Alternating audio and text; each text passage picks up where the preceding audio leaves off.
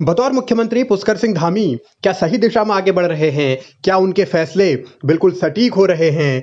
क्या वो और उनकी सरकार नियम कायदों के हिसाब से आगे बढ़ रही है, या फिर धामी की अनुभवहीनता उनके और उनकी सरकार के सामने एक बड़ी चुनौती बनकर खड़ी है? ये सवाल इसलिए उठ रहे हैं क्योंकि कई बार ऐसा लगता है कि रितु खंडूरी कहीं पुष्कर सिंह धामी की सरकार को ओवररूल तो नहीं कर रही, कहीं वो सीएम को ओवररूल तो नहीं कर रही, कहीं रितु खंडूरी के फैसले ऐसे तो नहीं जिसकी वजह से सरकार की काबिलियत पर सवाल उठ रहे हों। क्योंकि स्पीकर ने एक बार फिर ऐसा कदम उठाया है जिसके बाद ये जरूर कहा जाने लगा है कि क्या सरकार उलझन में है, क्या सरकार नियम कायदों के हिसाब से चल रही है।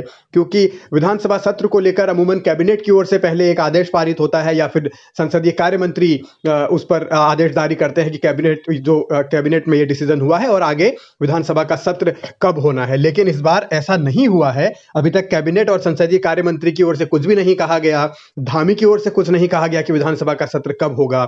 लेकिन उससे पहले ही स्पीकर रितु खंडूरी एक बार फिर सुपर एक्टिव मोड में नजर आ रही हैं और उन्होंने एक सर्वदलीय बैठक भी बुला ली है, जबकि तारीखें तय नहीं हैं। उससे पहले ही वो सर्वदलीय बैठक बुला रही हैं विधानसभा सत्र को लेकर।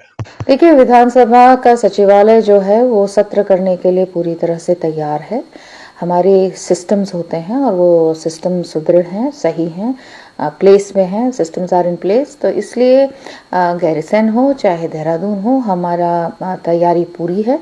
और एक सर्वदलीय बैठक ज़रूर मैंने बुलाई है जहाँ पर हम लोग आपस में बातचीत भी करेंगे और तारीखों का एक बातचीत भी होगी कि कब हम इस चीज़ को कर सकते हैं। लेकिन मुझे जो लगता है कि 9 तारीख के बाद, जो हमारा स्थापना दिवस है, उसके बाद ही हम सत्र को रखने का मन बना रहे हैं।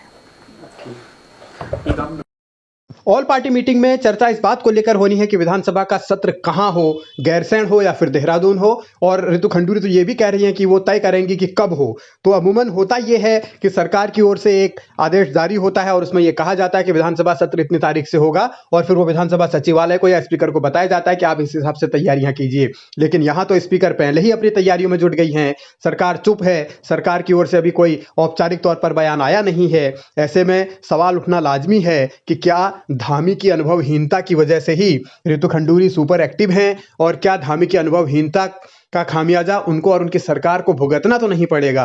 क्या धामी का अनुभवहीन होना ये बतला रहा है कि आने वाले वक्त में चुनौतियां और बढ़ेंगी। क्योंकि अगर स्पीकर ओवररूल कर रही हैं, सरकार ने अभी कुछ साफ नहीं किया सत्र को लेकर, उससे पहले ही स्पीकर अपनी तैयारी में जुट गई हैं या फिर वो बैठक बुला ले रही हैं, तो ये बहुत महत्वपूर्ण है कि उत्तराखंड के भीतर हो क्या रहा है, सरकार चला कौन रहा है, सिस्टम चल कैसे रहा है, इस तंत्र के मायने क्या हैं। और स्पीकर अगर खुद से सो मोटो एक्शन लेते हुए पहले ही तैयारी कर रही हैं, तो क्या वो सरकार को कुछ समझ नहीं रही, या फिर एक नियम कायदों के हिसाब से तमाम ऐसे पहलू हैं जिनको लेकर राजनीतिक चर्चा आने वाले वक्त में गंभीर हो सकती है।